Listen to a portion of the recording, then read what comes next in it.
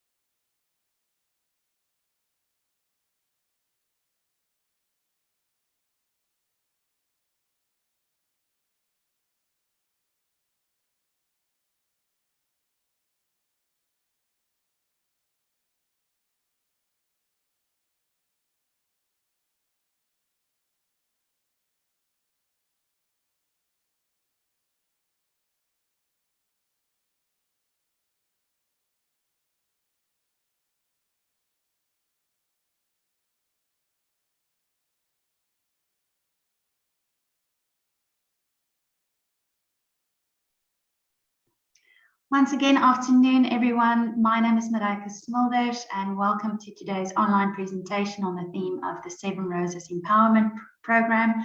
This is the last presentation of the Health Talk series, and yes, very happy that you made time to join us today.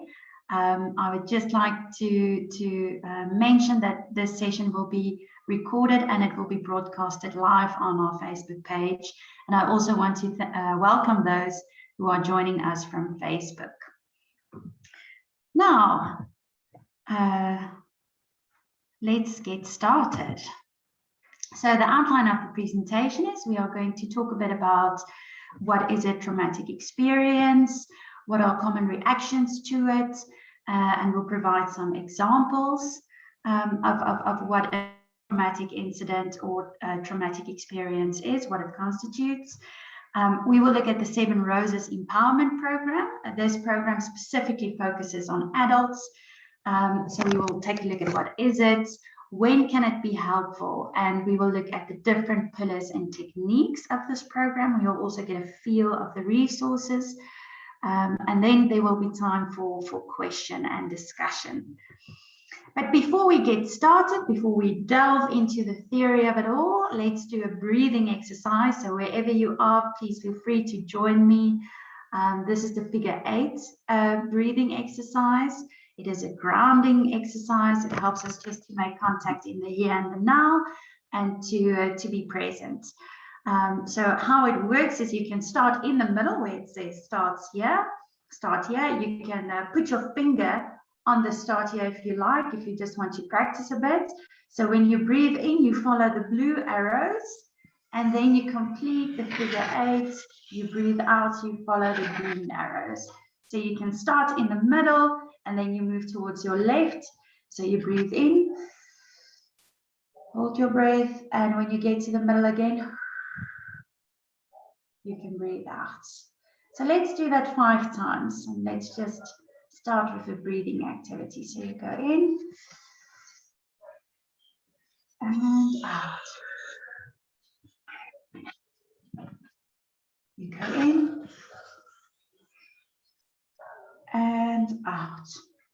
So you can go in and out. You go in and out. Let's do it 2 more times. You breathe in and you breathe out. You breathe in and you breathe out. All right, thanks so much for participating. I hope all of us are now here and present and can give all of our attention to the presentation. Now, today I'm going to start off by asking you, what does trauma look like? Now, feel free, if you have a piece of paper, if you have some crayons around you or just a pen, to make a drawing of what you think trauma looks like. The 7 Roses program deals with people who have gone through a traumatic experience or a very distressing event. And so I saw it fitting to start off with, what is trauma? What does it look like? If you don't have pens and paper available, I just want you to think on this concept. What is trauma? What does it look like? If you were to illustrate it or if you were to explain it to someone, what does it look like? So let's take about 2 minutes and just pause on this and reflect and visualize, what would trauma look like to you?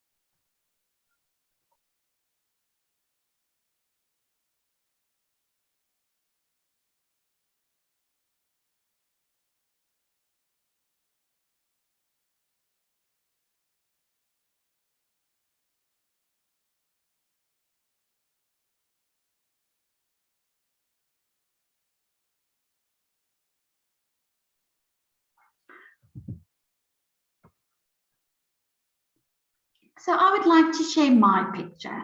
Now, as you can see, I drew two eyes, and there's something in front of the eyes that's sort of blocking the vision, that's creating a blurry image, a blurry vision for the person looking through that lens. And so that would be my description of what trauma looks like. You can see that the eyes are quite wide, so there's initial shock, and it seems like there's panic as well. You could see the zigzags, that's to illustrate a bit of panic and chaos, and just that feeling of shock that took place, disbelief. And so the brown that is blocking the vision of the eyes, I sort of felt like when something traumatic happens, you know, those emotions that it elicits are so heavy, and it can cloud your vision, and it can block your eyesight, so that it can feel like you can't see past this, what's happening. And the two eyes I also drew to illustrate, you know, when something shocking happens, I tend to close my eyes and want to try and shy away from it. So that might be a bit of a more flight response, or trying to avoid the actual reality. But to each one of us, trauma means something else, and it can look differently to us. Please feel free to share if you want to add on to this, or if you want to share what your picture looks like, what trauma is. But the best way to describe it is, of course, going through intense emotions, intense emotional turmoil. And that is why we can say distressing or traumatic events can be very disruptive and have a negative impact on our psychosocial functioning. So what constitutes of psychosocial functioning? Of course, it is our spiritual functioning, social, mental, emotional, and physical well-being. That is our health. So when something traumatic or distressing happens, it can have a great impact, a negative impact on our psychosocial functioning. It can throw us off balance. And so a person might need extra support and time to recover from the traumatic event and regain emotional and mental stability after something like that has happened. After a traumatic event, a person might need some additional support to recover from this. Now, I'd like to share with you the imagery of a page in a book, a wrinkled page in a book. So I'm going to switch on my video and describe what trauma looks like, or in simple terms, what it would look like in your life. So traumatic event is something that happens to you, right? It is a very fearful or threatening event that took place. It can be overwhelming, and it can happen to every human being. In reaction to this overwhelming event, the body can become overstressed, making it hypersensitive to stress, like a broken alarm that goes off, and which now reacts to the slightest signal. So there's a threat, and then this alarm sort of gets stuck and just goes off and off and off the whole time. So you can compare it to a book page which is being wrinkled. So we can say that this book page is the trauma that has taken place, right? So this is the book of your life, and this is your trauma. And so the wrinkled page can be on multiple places in your book. You can have multiple traumas, multiple wrinkled pages in the book of your life. It's quite possible, of course. But you can see that this trauma makes it hard to sort of page back through the book. It makes it hard to page forward. It's sort of like a blockage that's in this book. It is like you stay stuck on this wrinkled page. And this can be the same with the traumatic experience. You stay stuck in this horrible part of your life, and everything before or after it, it sort of doesn't make sense. it seems irrelevant, and it seems hard to focus on the future, or the past doesn't make sense. And having symptoms like reliving the trauma can be very hard, and it can be very challenging. But this is a normal reaction to a very extreme situation. Now, what we aim for to do is to smooth out this page. And this is where I will talk a bit more about the 7 Roses program. But the aim is to smooth out this page, this wrinkled page.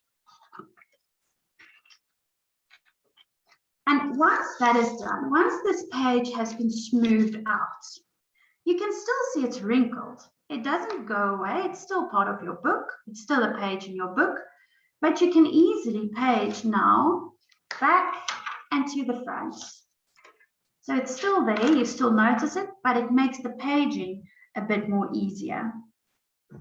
So the wrinkled page will stay as well as the trauma, but after it has been smoothed out, it doesn't block the book anymore. Likewise, the past and future become accessible again when traumas are addressed and put into perspective. So this program, the 7 Roses program, can help you to put your trauma in the perspective of your life. And it can help you to look at other important aspects of your life. And so that is just basically in a simple way how to explain what this program, what the 7 Roses program does. It helps to smooth out the page.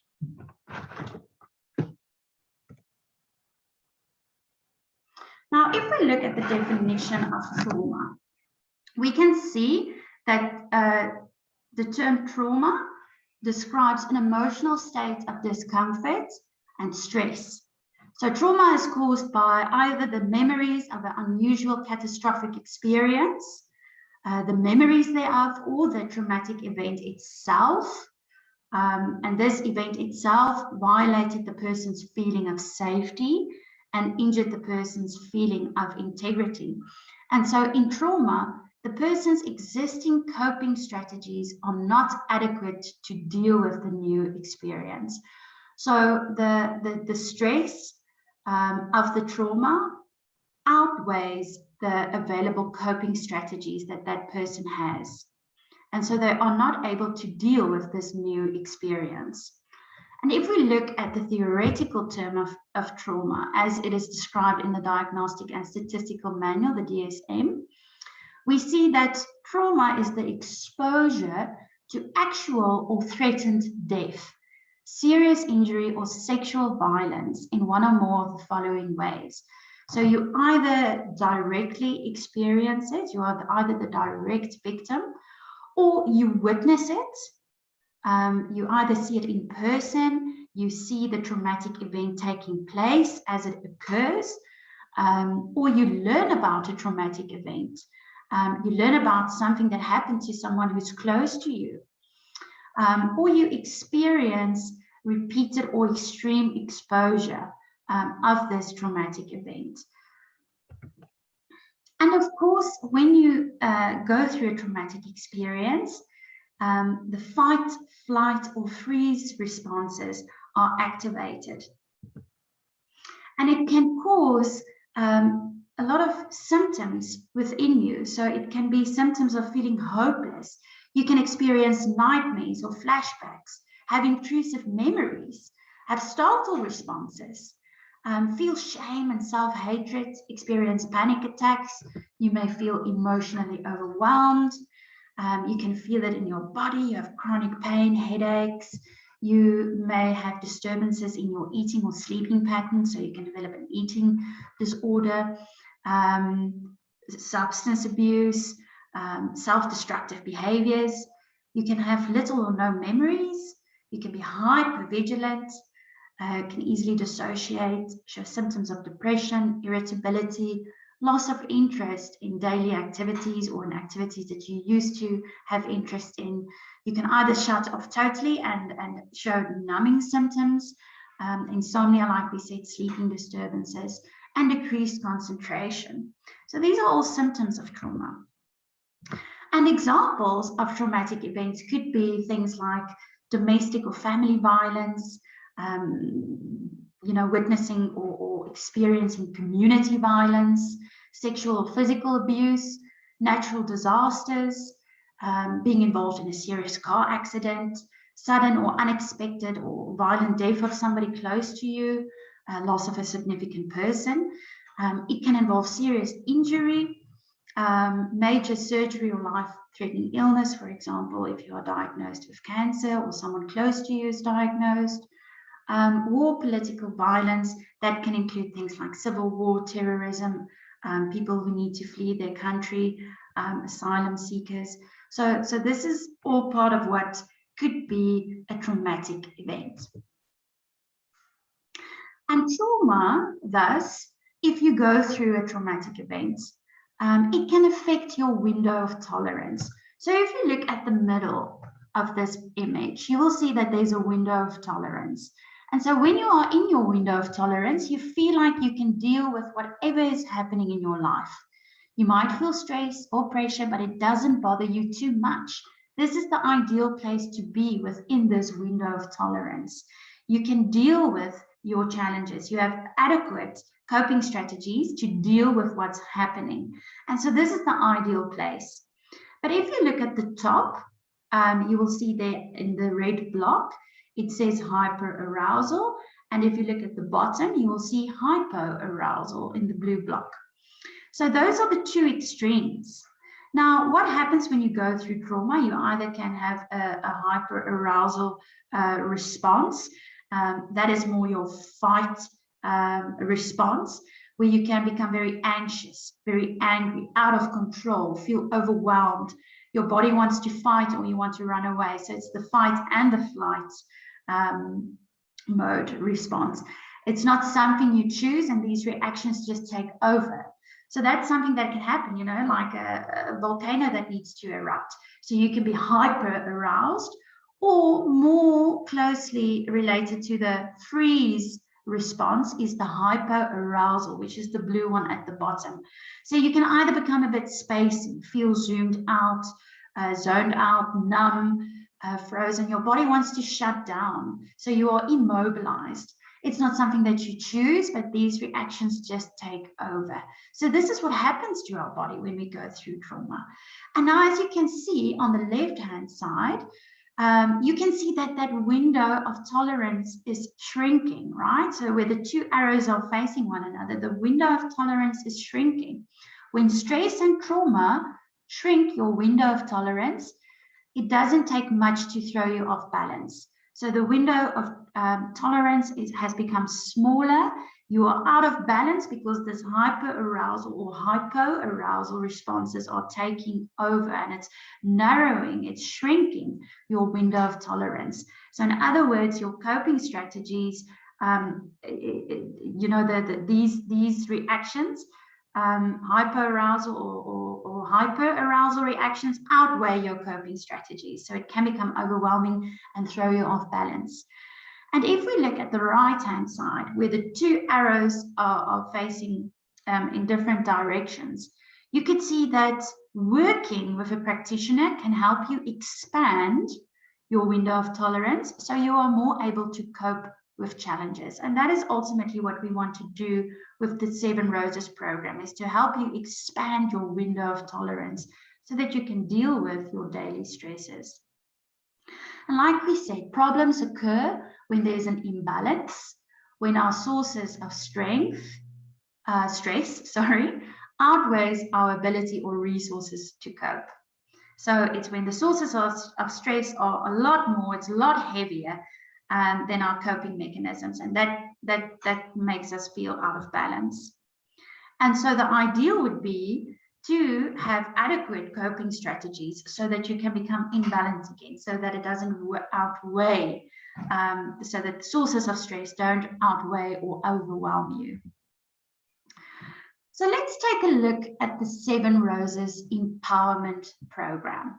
And as I've mentioned in the beginning, the 7 Roses program is focused on adults, and it is an acronym. 7 Roses stands for 7 Recovery-Oriented Survivor Empowerment Strategies, and it supports the active recovery process of individuals. or groups who have witnessed or experienced a life-changing, distressing, or traumatic event. So this program can either be done individually during individual counseling or in a group setting, in group counseling. Now, the 7 Roses program aims to increase awareness of your personal strengths and sources of support. It develops positive coping skills. It increases resilience in dealing with daily stresses, and it helps to reduce psychological suffering. Now, this program's view on empowerment is that it is a process. Empowerment is seen as a process of psychosocial change, resulting in an increase of experienced control, agency, or self-efficacy. And so what we've realized, when you've gone through something traumatic, it might be life-changing. You might feel totally out of control. And this program aims to help the participants to regain a bit of control on their life and to regain and get a grip on their life again, so that they can feel at least that there's a sense of agency or self-efficacy. It aims to establish change from not only being and feeling a victim of degrading and painful experiences, but to having an increased awareness of still being a valuable human being with one's own identity, competencies, and potential. And so what it means is, in essence, to get out of the role of being the victim and moving towards a role of becoming a survivor of what has happened. It is based on, the methodology is based on the CHIME framework that was developed by Limi. This program was developed by 8 European organizations that had experience in working with people and supporting people who have experienced traumatic events. And it is designed as a flexible toolkit, and it is widely applicable and appropriate to various contexts. I've done this program in the Netherlands, where I worked with undocumented refugees, as well in South Africa, where I did the program with homeless people. Now, this program has 7 pillars. And so in due time, we will go through the 7 different pillars and sub-themes. But CHIME is an acronym for 5 pillars of personal recovery. So this CHIME was developed by Limi, as I've mentioned, and it's for personal recovery and psychological problems. So based on clinical experience, the pillars recognition and safety has been added to this, resulting in the 7 pillars and the name 7 Roses. So an easy way to remember the 7 pillars, is to use the acronym CHIMERS, which stands for connectedness, hope, identity, meaning, empowerment, recognition, and safety. The 7 Roses program is, however, it's not a quick or simple solution to a complicated problem, but it is one of the methods out there that can provide support to people who have experienced traumatic events.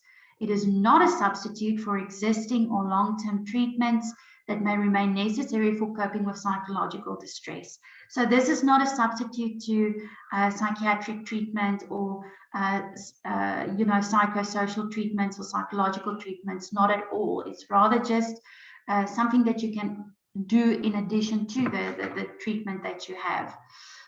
It's a substitute. It's not a substitute for services such as medical care, legal aid, or social services. It's not focused on the content of the traumatic experience, but rather more focused on empowering and bringing about change by developing positive coping strategies. It can be helpful to people who have been victims of human rights violations, ex-professionals in high-risk professions like frontline workers, victim support officers, first responders, in professions where there are high risk involved and high stress, people with post-traumatic stress disorder, or any person that has gone through a life-changing event and is really struggling to cope with their daily stresses. As we've mentioned, the 7 pillars, we will discuss them a bit more in detail, but each pillar has 2 sub-themes. So each participant gets a workbook. And like I've mentioned, the method is applicable to different target groups and in different contexts. It can be implemented before, during, and after any other treatment, but of course, it is no substitute to these type of treatments. A session is built up when it's done in individual counseling. It's usually 60 minutes, or when you do it in a group, it's about 90 minutes. And usually you discuss every pillar once, or you can discuss it twice. It really depends on the participants or on the individual. There's usually an introductory session where you and the counselor talk about the program, what they can expect. You set a couple of ground rules. You clarify any questions that the person might have, and you do a questionnaire. You complete a questionnaire together, the general self-efficacy scale. And then the concluding session, you do this questionnaire again. So you have a pre-assessment and a post-assessment. As I've mentioned, the pillars can be discussed twice, and the sessions can range anything from 9 to 16 sessions, and that includes the introductory and the concluding session. Each pillar includes topic selection, so the participant, the individual, can choose what they would like to discuss, what pillar they would like to discuss, what topic they want to talk about. There's usually a brief physical exercise like a grounding or a breathing activity. And then there's an actual activity where you either do role playing or a creative art technique to help you to develop new insights or work more specifically on coping behaviors. And then there's an action plan. And so the action plan, in essence, is homework that the participant needs to do throughout the week, and until you meet again, they have some homework to do. They need to take action, responsibility, and work on certain things. Now let's take a look at the different pillars. Now, each pillar, as mentioned, has two sub-themes. So when we talk about connectedness, we talk about network and aspects of trust. So I would usually start the session by showing a picture like this on the screen, and I would ask either in the group or the individual, you know, what do they see? What does this picture tell them? What can they tell me about this picture? And so when we talk about the theme of connectedness, we really look at, you know, who do you have in your personal network, in your environment? What resources of strength do you have in your environment? And so we look to identify key connections that this person might have, either in their, you know, immediate family or within their community. What social roles do they play in their environment where they are? And then you explore ideas on how to, if you don't have a network, a social support network, how can you create one? And how can you maintain a social network or get sources of support within your network? So we take a look at that, how to ask for support, social support, and how to give support. We do different role plays on social skills, and especially focus on how to provide support to others, but most importantly, how to ask for help if you need help. So that is what we do when we talk a bit about network. And as I've said, there are different role plays and different skills that we target when talking about this sub-theme. When we look at aspects of trust, that is the second sub-theme of connectedness, we will explore together and look a bit at what are things that are important in a relationship. How do you trust someone? What makes a good friendship or a good relationship? What are signs of a relationship that can have a negative influence on you? So we recognize distrust in others and negative expectations that you might have towards others. We explore ways to enlarge trust in others. And then we can look at the different things that sort of block you from trusting others or from forming and fostering relationships. But most importantly, look at what are the characteristics of a positive relationship or of a healthy relationship, and what are the characteristics of a relationship that can have that can be toxic or that can be negative.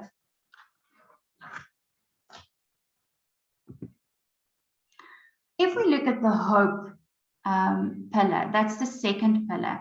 We look at things like a positive attitude and dreams. And so when we talk about a positive attitude, we try to explore together and understand what contributes to and what alters a hopeful or positive attitude. And we try to identify ways to implement positive thinking in your personal life. We also do different reframing techniques where you write down positive thoughts, or where you try to reframe and see what thoughts are helpful, what thoughts are unhelpful. Then we move on to dreams. And this is where you can identify your life goals. You know, what are your life goals? What do you want to achieve? What do you see for yourself? How can you reestablish hope in your life? What are certain hope givers in your life? So we explore that together and discuss that. The third pillar is identity, and this is where we focus on self-awareness, gaining new insights. We try to explore together what is an identity and understand who you are in light of your life story and your present situation. It also provides some insight into your cultural identity. We also look at strengths. That gives you insight into your own positive characteristics, and it shows you what are the opportunities for growth, personal growth. And so we do different role plays and different activities to become more aware of what are your strengths, what are your weaknesses, what can you work on, what can you build on, what's going well. Then we move on to the fourth one, which is meaning. So meaning looks at two aspects, your lifeline, and it looks at your life values. So when we talk about our lifeline, we understand stress and trauma reactions. This is where we explore a bit, you know, what happens to our body, what happens to your mind, really to your psychosocial being, well-being, when you have gone through something that is very traumatic and distressing. And then we talk a bit more about trauma, and that it doesn't have to define you. It doesn't have to define where you are and where you're heading in life. And so we try to understand the relationship between the strengths that you have and the challenges that you are facing. We focus on psychoeducation and different activities to gain a better understanding and deeper insight. If we look at life values, the second one, this one helps to gain insight into what are your personal values and the role that they play in your life. What guides you? What do you find important? What are the values that you live by? And we look together practically on how to act on those values. If we look at empowerment, we will focus a bit more on coping to understand what are the positive and negative coping strategies, self-support strategies that you can use. What do you have? Is it positive? Is it negative? What can you build on? And this, when we talk about coping, we try to increase the ability to cope with challenges and gain insight into your own coping and understand and identify self-healing strategies. And so during this, we also do a lot of relaxation and grounding techniques, a lot of psychoeducation as well, to gain more insight into this. When we talk about empowerment, we also look at acceptance. And so acceptance is not necessarily trying to come up with an answer as to why has this happened to me, going through this difficult situation, but rather looking at how I can deal with it and how I can deal with the situation, and understand why and how acceptance can work as a strategy. and identify how to implement acceptance as a personal strategy. If we move on to the next pillar, we will take a look at recognition. And so recognition involves awareness, gaining awareness of yourself, creating your own action plan, and it helps you to explore your own culture and rituals that you do within your culture. And so recognition really helps when you focus on awareness and an action plan. It helps you to think about, how do I approach problems? And it also helps you to recognize and to become aware of what are some of the stresses that you are experiencing. And so it helps you to identify your own strengths when dealing with stresses. And so when we take a look at culture and rituals, this is also a time to reflect and recognize what is the importance of your culture and the different rituals that you have in your culture, and to identify wisdom within your culture. And so if we move on to safety, that is the second last pillar. During this pillar, we will develop skills that will help you deal with life challenges. It will help you to identify, when am I safe, when am I feeling unsafe, what do I need to do to re-establish safety in my life. And it will also help you just to practice those skills on how to deal with daily stresses in a practical way. So we will do a lot of practical exercises. And then stability focuses on developing tools to deal with fear that you might have, and it will help you to see how you can regain stability in your life and feel that you are in balance once again. I use the metaphor of a bottle, and so when we experience problems in our lives, we wake up, we can say that this bottle signifies problems that we experience. So when we wake up, it's in front of our eyes. It blurs our vision, it blocks our way, we bump into things, we can't see straight, we can't think clearly, because this is constantly blocking us. And so what this program does, in essence, is really just to help you to push away these problems, not pushing it away out of your life, that's not possible, but to push it away, to take a bit of distance from it, and to give it a place in your life. It's still there. You are not avoiding it. You're not avoiding to deal with it, or you're not suppressing it at all. But you are taking control. So you are distancing it a bit. You are giving it a place so that you can see it clearly, and you can, still focus on it and still work on it. But it doesn't cloud your view. It doesn't your vision. It doesn't cloud your vision anymore. It doesn't block you from going forward. It's still there, but you are taking control. You are giving it a position, and so that you can actively still work on it without it consuming you and blocking your vision. So that is what this program ultimately does. It helps you to regain a bit of control, to position your problems, and to develop strategies on how to deal with that. Some of the worksheets that we use, it's very practical. Like I said, it can be adjusted to different settings. If you work in a group or with an individual that doesn't have high literacy skills, you can always do it verbally, or you can do it visually by using drawing techniques, or displaying it in different ways, or visualizing it in different ways.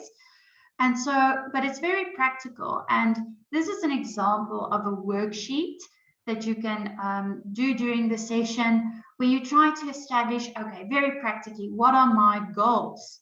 So you could say, for example, I want to exercise more. That could be a broad goal.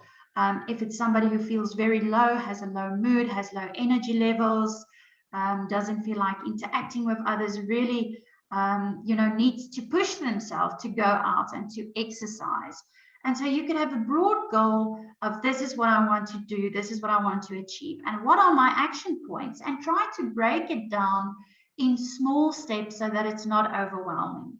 And you can start off by saying my action points would be in the morning when I wake up to put on my exercising clothes, because sometimes that's just the first step that you need to take. And taking even that step can be very overwhelming or be a quite treacherous step to take. So even if you just show up, even if you just put on your exercising clothes, that is already an action point, a good step in the right direction. So you can focus on breaking down your goals in very small, chewable, easily digestible steps. And so, of course, you can then discuss together, like there's 5 very important conditions which goals and action points should meet to enlarge the chance of success. And so the focus is also to create small successes, right? And like I've said, even if you just show up, even if you just put on your exercising clothes, that is already a small success. And so this program really focuses on building on small successes and creating experiences of small successes. And so when you formulate a goal or an action point, you should formulate it in a positive way. And choose something realistic. Don't start with, I am going to do a 5K, on the first day that I've decided to exercise. Not at all. Break it down into small steps, realistic, and start with, I'm maybe just going to walk around the block, or I'm maybe just going to walk in the neighborhood for 15 minutes. Formulate your goal in a positive way and choose a realistic goal. And maybe say, instead of doing it 5 times a week, I'm going to start with 2 times a week and build it from there. Think of the action you need to take to reach your goal and formulate such action points also in a positive way. So formulating it for yourself that it doesn't feel overwhelming, but in a positive way, that I think I can do this. This is realistic. Make sure your goals are measurable and clear so that you know when you should reach your goal, and describe your goal in a way that you can understand. And something that also works with this worksheet as an example is to inform those around you. Not to create additional pressure, not to be held accountable like, oh, you didn't go and exercise 5 times this week, but rather just informing your environment and asking them to support you in this process. So this is an example of a worksheet that we would do. Very, very straightforward, but very focused on specific goals, for example. And we do different things like working on relationships, aspects of trust. How do I ask for support when I need support? So there are different worksheets. Like I said, every participant gets a workbook. And so this is where you also do your homework in. Now, an action plan, that is the homework. Usually after we've discussed a pillar or we've discussed a sub-theme, for example, we discussed identity and we identified different strengths and, became aware of the self and some of the positive and positive characteristics that you have and some of the negative ones. Which ones do you want to further develop and to build on? That, for example, every pillar has an action plan. And so that is homework. So this is where the participant really takes and becomes actively involved and takes responsibility to bring about change. And so this is an example of a worksheet that you can do. You work on at least one of the planned goals. Work on at least one of the planned action points, write down your experience and report on it at the next meeting. So for example, this week I will work on my goal, which was to start exercising. You can be specific. I will do that by taking a walk for 15 minutes 2 times a week, for example. And so during the week, the participant would have to, to go out and to focus on this goal. And then during the next session, they can relay what was my experience, what went well, what do I need to change? And this is then discussed during the next session. And this is also when new insight is developed and experiences are shared. The program also focuses, like I mentioned, on psychoeducation. So an example would be, what are the differences when we look at empowerment, we look at the sub-theme of coping, we can discuss together what are the difference between positive and negative coping strategies. And so you could explore together with the participant what are negative coping strategies. And so we can say they tend to make problems worse. Negative coping strategies doesn't heal painful emotions. It doesn't solve problems. Sometimes it makes your problems become even more intense. It can create additional stress, and it can prevent you from looking at a situation in a realistic way. And so positive coping strategies, on the flip side, could be something that enlightens in problematic situations. It helps to heal painful emotions, and it can help you look at a situation in a more balanced way. And it can help you feel happy again. So this is something, for example, that you can explore together with the participant, with the client, talk about these things. What do they do? What positive coping strategies do they employ? What negative coping strategies do they use? What are the consequences? What works? What doesn't work? And so this is really just focusing on psychoeducation. What is coping strategies? Things like, what is anxiety, or how does my body react to trauma, are also part of psychoeducation and something that you discuss when you do the pillars together. And like I've said, this is also a very practical program. So it's not necessarily always talking about something, but experiencing something by using the creative art technique, or by doing a role play, or by telling a story. This is something that you use different techniques so that you can experience and learn new skills in different ways. For example, if we continue on psychoeducation on negative coping, you can say that there are different ways of negatively coping with the situation. So the one would be, for example, to surrender to the painful feelings. So you might just feel totally overwhelmed, but let the emotions just overwhelm you and take over.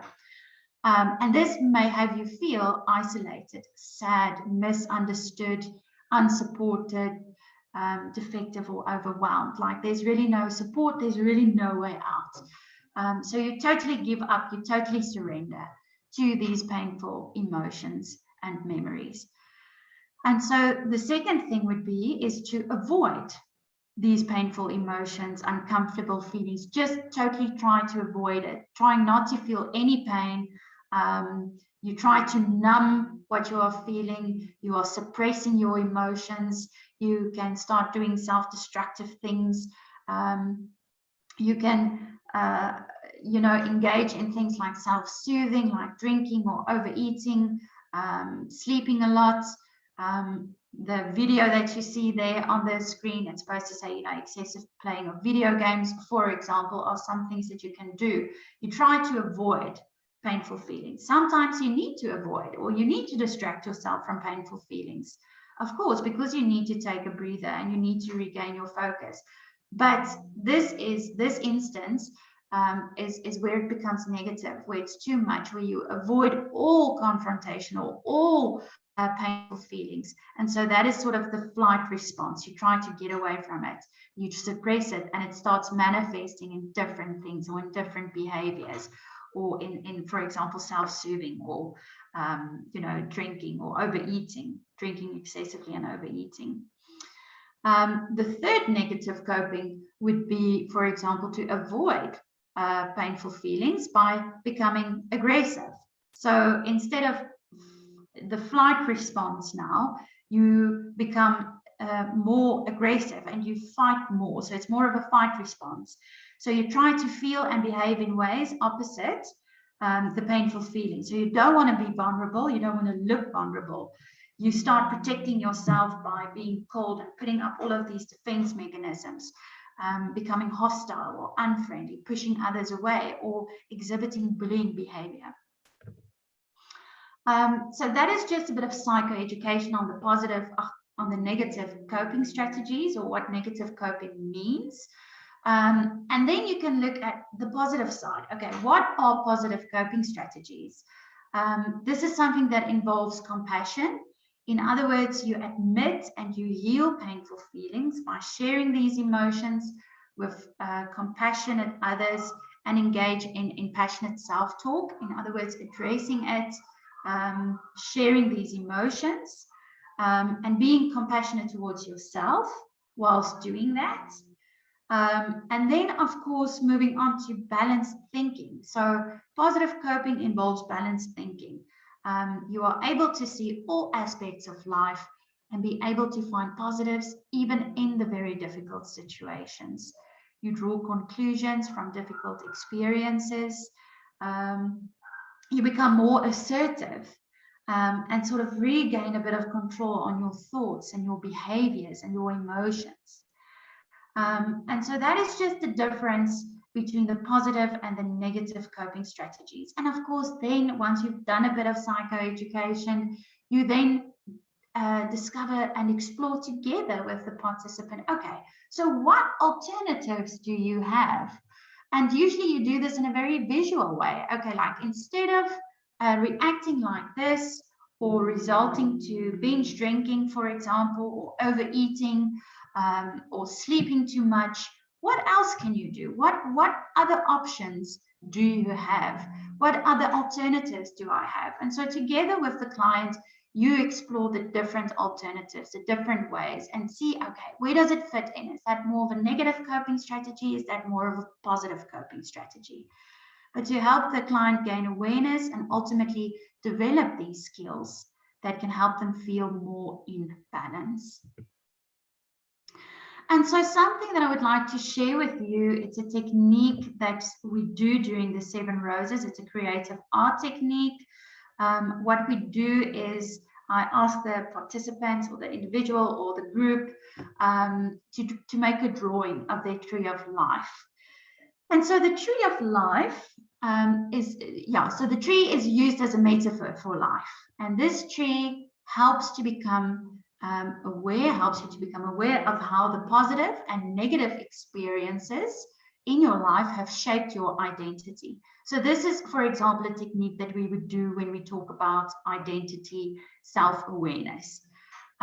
Every tree grows differently and might come across different things that either help it grow big and flourish, and maybe sometimes it may come across things that may impair or stunt the growth of this tree.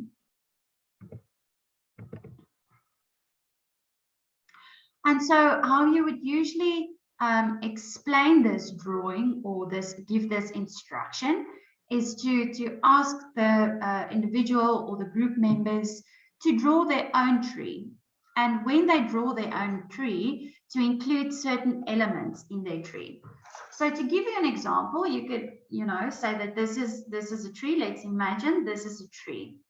And so this tree has soil. It's planted in soil. There's earth that surrounds it. It's planted in soil. And they might have a deep root system, right? And so we could say that the soil is in essence our heritage, our background. The roots can be our family relationships, our heritage. It's really our culture, right? So this is where we are planted in. This tree is planted in the soil with a root system. And so the roots and the trunk can be the early development. So you can say, okay, this is, the roots formed me, and the trunk, this can be my early development, my early childhood years. And so if you get to the branches, this could be your later years, late youth or adulthood. The branches can be your later years, your later development. The leaves that you find on your tree can be important people that you have met in your life, or that's part of your life, or that was part of your life. Even if they are not part of your life anymore, they could have formed a leaf in your life. And so the fruits or the flowers in your life, they can be some of the highlights or the high points in your life. But in this tree, there could also be some insects or monkeys that pull on your tree, or that broke one of your branches, or pulled off some of your leaves, or ate your flowers, ate your fruits. So there can be things like insects in your tree as well. And those can be disappointments. So this is really just a visual exercise, but also a creative drawing technique that we do during the program. And it helps the client to gain a bit of better awareness of, okay, what has shaped me? And these experiences that I've gone through, what have they done to my tree? And you will find that it creates a lot of insight and awareness. And especially when you have to draw something, when you have to externalize it, you are going through this process. Okay, but so what shaped me? What does my root system look like? You know, what impacted me in my early development and in my later development? Who did I encounter in my life? Were they an insect, or were they rather a leaf or a fruit or a flower in my life? And so this just helps the participant to gain better awareness of how things shape them, where they are today, how it shaped them, what their tree looks like. You know, do their tree need a bit of maintenance? Does this tree need a bit more water? Does it need to be, you know, taken care of? If I'm the gardener, what should I do to my tree so that it would look healthy again, and so that it can grow again? And so it just helps the participant to gain self-insight and awareness of their tree, and see what they can do, and learn from this. So it's more of an internal process that takes place, but a visual way of seeing how things shaped my identity. And so I would like to conclude with a grounding exercise, a breathing exercise, something to get you focused in the here and the now, to help you make contact with the world around you when you feel a bit unfocused. And like I mentioned, during the 7 Roses, we do a lot of practical things, but we also focus a lot on sensory, on our senses, sensory awareness, because when you are aware of your senses, you will become more aware of your emotions and how to deal with them. For example, when you are aware of your senses, you will be able to identify your emotions when they pop up. So when you feel, for example, oh, I'm a bit short on breath, I feel that my hands and my palms are becoming a bit sweaty, I feel like my breathing is a bit shallow, ooh, I feel stressed. But it's our bodies that give us an indication, and that gives us that early warning sign.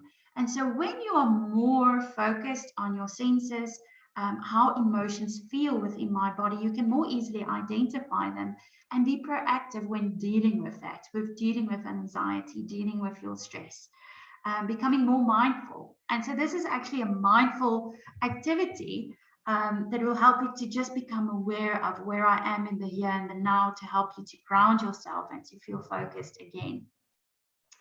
So I want us just to take a few seconds, focus on our breathing in and out, try to get all of the distressing thoughts and chaotic things that are going on in your life, try to clear your mind of that, and just take a moment to breathe. So breathe in through your nose, hold it maybe for 2 or 3 seconds, and out. Feel free to close your eyes as well, and out. So you can go in and out. Let's do that 2 more times. You go in and out. One last time, in and out. Well, where you are, I would like to invite you to think on 5 things that you can see. So maybe look around the room that you are in, look out of the window and try to identify 5 things that you can see. Just focus on that a while. Just look around you, try to see what are 5 things that you can see. For example, where I'm sitting at, I can see the water bottle in front of me. I can see a tree that's outside. I can see the screen in front of me. I see the blinds gently flowing up and down. And I can see the frame of my glasses. So that is something, 5 things that I can see. And then I want you to take a moment and think on 4 things that you can feel. So just try and focus on 4 things that you can feel. Take a moment, focus on the 4 things that you can feel. I can feel the chair that I'm sitting on, and I can feel the floor on my feet, the tiles that are a bit cold, which feels nice because the weather is changing. I can feel, my hair tucked behind my ears, and I can feel the frame of my glasses resting on my ears as well. And so try to think and listen and try to identify 3 things that you can hear. So just take a moment and take in the room, listen to what's around you, what you can hear. I can hear the birds chirping outside. I can hear a soft breeze outside.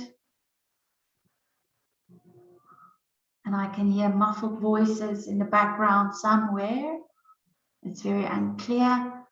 But so just try to listen. What do you hear? What are 3 things that you can hear? And then try to smell. What 2 things can you smell? Now, I always think my sense of smelling is not very good. So I always struggle to identify things that I can smell. But try to think of 2 things that you can smell. I smell the fresh air, and then, maybe some hand sanitizer.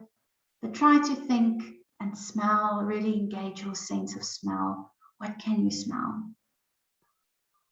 And then lastly, I want you to think on 1 thing that you can taste, and try to see whether you can taste anything. I had coffee a while ago, so I can still taste a bit of coffee in my mouth. But so just be mindful and try to taste whether there's something that you can taste. And so this is a grounding exercise that you can do with your 5 senses. And something that I like to do is, it's usually very visual, is to have a poster like this, or to have a reminder to do the 5 sense grounding exercise. So you can write it down and you can put it up somewhere where you can see when you feel a bit stressed, feel a bit anxious, feel like you just want to ground yourself again. Focus especially on your breathing, getting all of those thoughts, unhelpful thoughts out of your mind. Try to be in a place where you can just focus on your breathing, and then start focusing on your senses and try to ground yourself through using your senses. Something that's also quite visual is to draw an outline of your hand on a piece of paper and to write down the 5 senses and to stick it up somewhere where you can see it. So throughout the day, try to build this into your routine. Try to build this into your day. When you feel a bit overwhelmed, when you feel a bit stressed, before you have to do something and it creates a bit of stress, try to ground yourself and just be present in the here and the now, and to regain your focus. Now, I've done a lot of talking. Please feel free to share any thoughts, any comments, either in the chat box or unmute yourself. Any experiences or anything that you would like to share, please feel free to do so. And yes, and I thank you for joining today and for going with me on this journey through these health talks as well. It's been really enlightening and yeah, very interesting to talk about all of these things. So yes, please feel free to share if you have any questions. You are also welcome to contact me with any questions, or if you want to provide any feedback on the presentations that I did or on today's presentation. If you need more information, please feel free to reach out. And also check out the previous discussions on play therapy, child coaching, parenting support, learning support, as well on our Facebook page. And so last week I did a presentation on the Wise Eye reading program as well. I'm just going to move to that slide just for interest's sake. If you are interested in, or if you are interested to register your child for a free reading evaluation, there's still opportunity to do so. So please send me an email so that we can schedule an appointment. And a time will be scheduled for the evaluation. It can be done either online or in person, and it will take about 20 minutes. And after that, I provide a bit of feedback and share the results. That's just on the reading program. But yes, feel free to reach out if you have any questions about the talks that we did.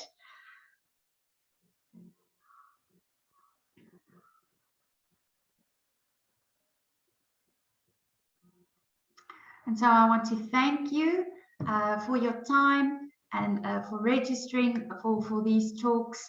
And yes, thank you for the opportunity to talk about health in its broad spectrum when it comes to children and when it comes to the psychosocial health of adults as well. And so it has been a great journey for me. And yes, I hope to meet you soon and to see you in the future.